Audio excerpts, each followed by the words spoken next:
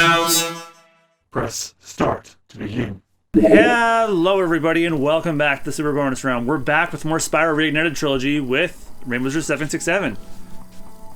And look at this lizard just roaring at us. Yeah, he's practicing for his new death metal album that's coming out. Yeah. Yeah, put an edit of that guy screaming at him with some I'm drawing a name out of black metal band. Oh, whatever. Something that won't get me in trouble copyright-wise. We are almost done with the Spyro Reignited Trilogy forever. This is the last session of the game, so these next two episodes are going to be the final two episodes. We're going to blaze on through them.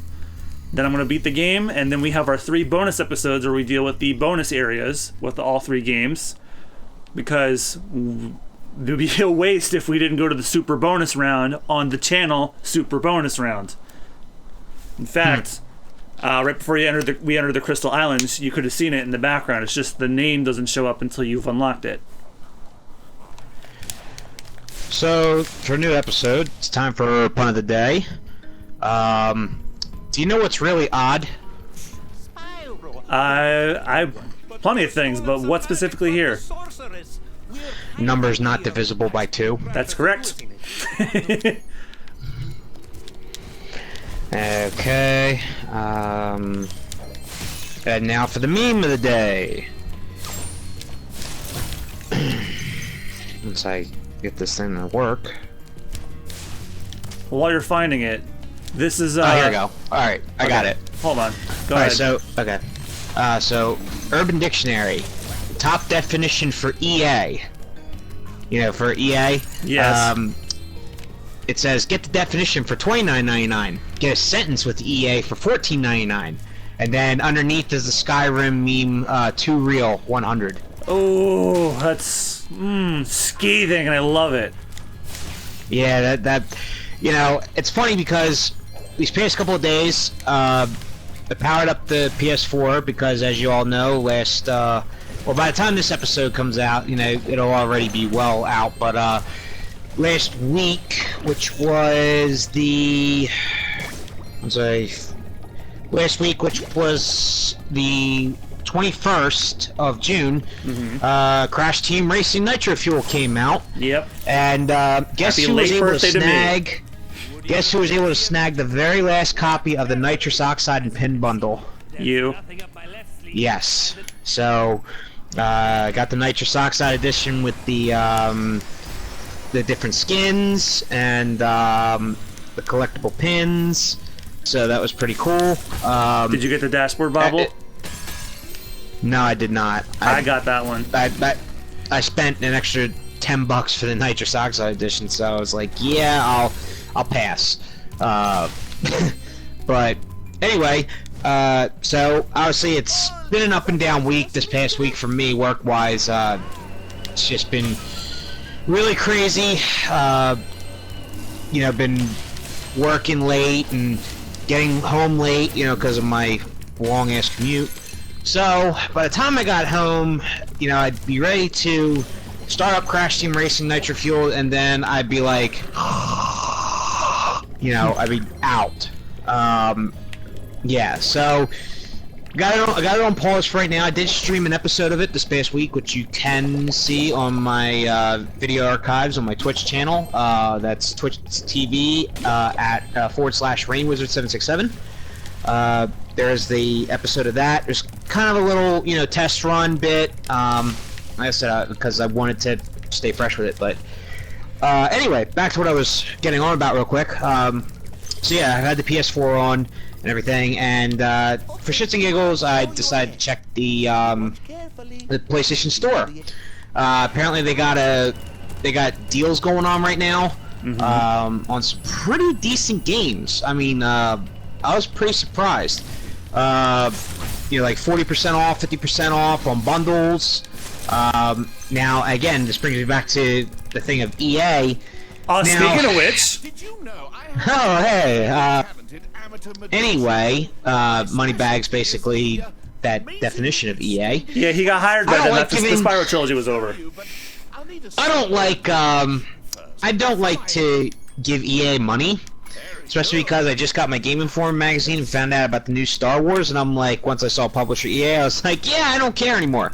Yeah, fucking same. So I don't like giving them my money. I don't like giving them support, but I will do this though, which I did.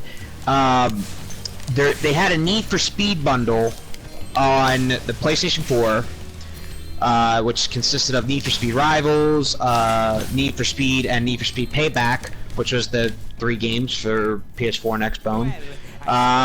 That was $20 for all 3 games, and it was the deluxe editions too. So you got some, yeah. So the fact that I got 3 games, two of them were deluxe editions. Excuse me, 2 of them were. With some of the DLC on sale for $20. So you know what? I love racing games. You all should know that by now. So yeah, I will give them that. You know, for that, because you know what?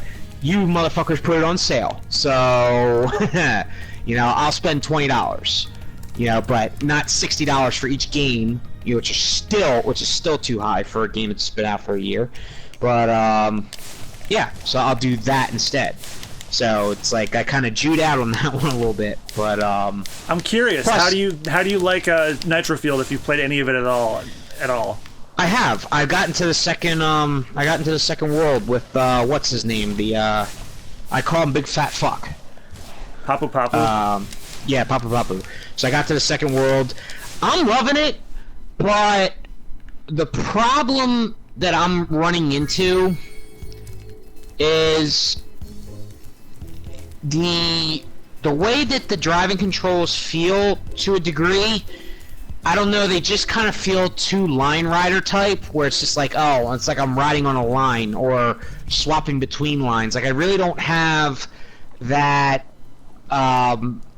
that real free-form type of steering, type of cornering. Even when I'm doing the power slide boost, it's like, yeah, because it's like, oh, I go into the power slide boost and I still remember the old tricks, triple tap the other power slide boost button to give you a significant boost.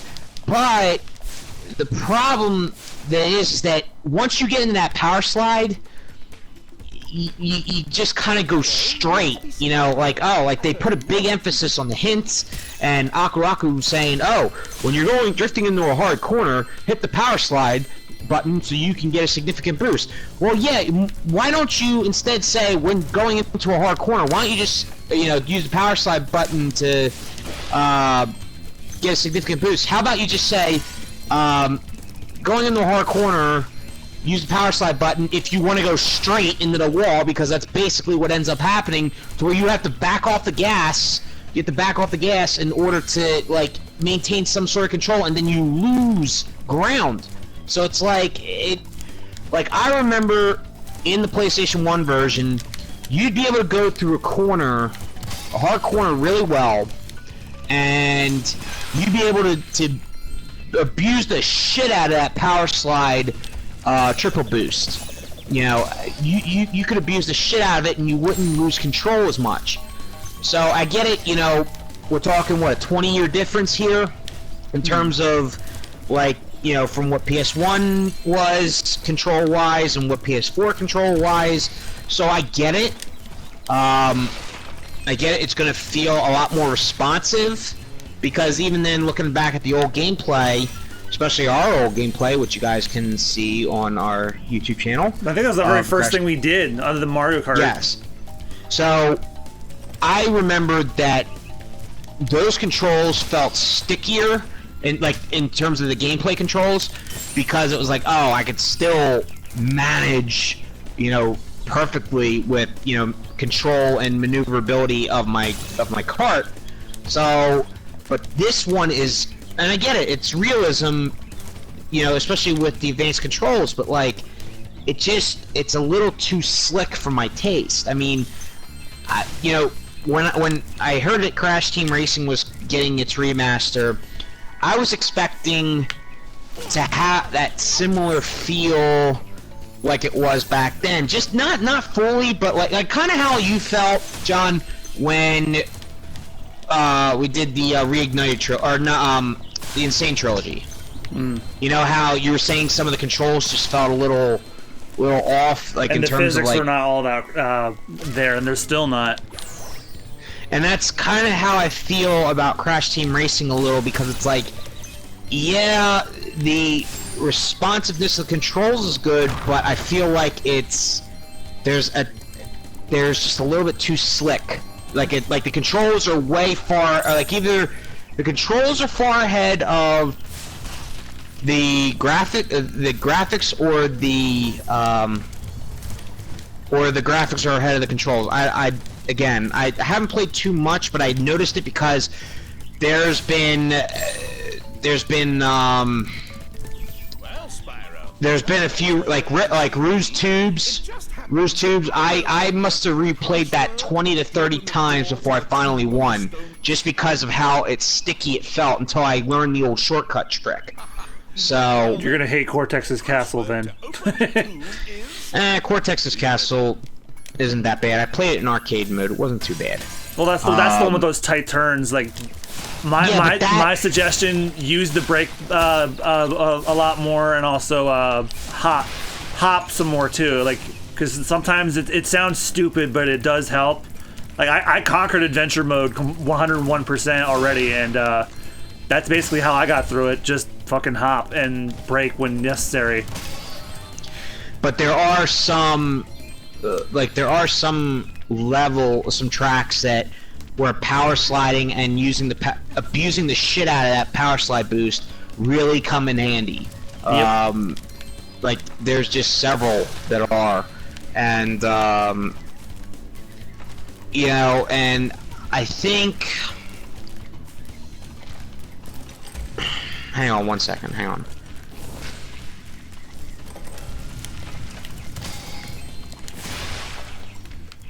Anyway, like I forget the first track when you go to the second world, Papu's world. That one there with all the jumps, but Tiger like Temple? that.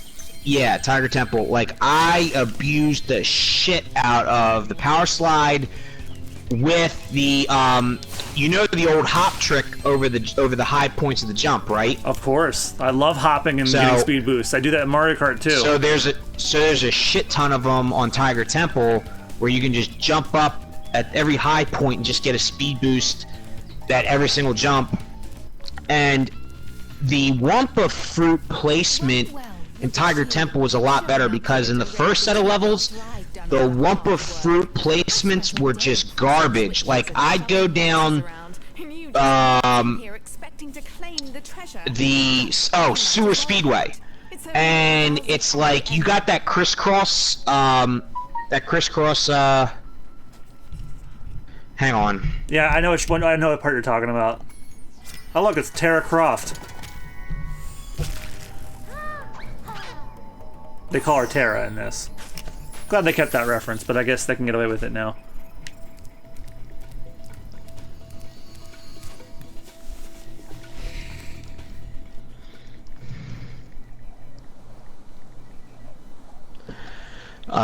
Actually, give me 1 minute. I gotta go take care of something real quick. I'll be right back. Actually, you caught this at a perfect time. Next time on the Super Bonus Round is the last batch of levels before we go fight the Sorceress. So thank you guys so much for watching. We'll see you guys next time. Bye. See ya.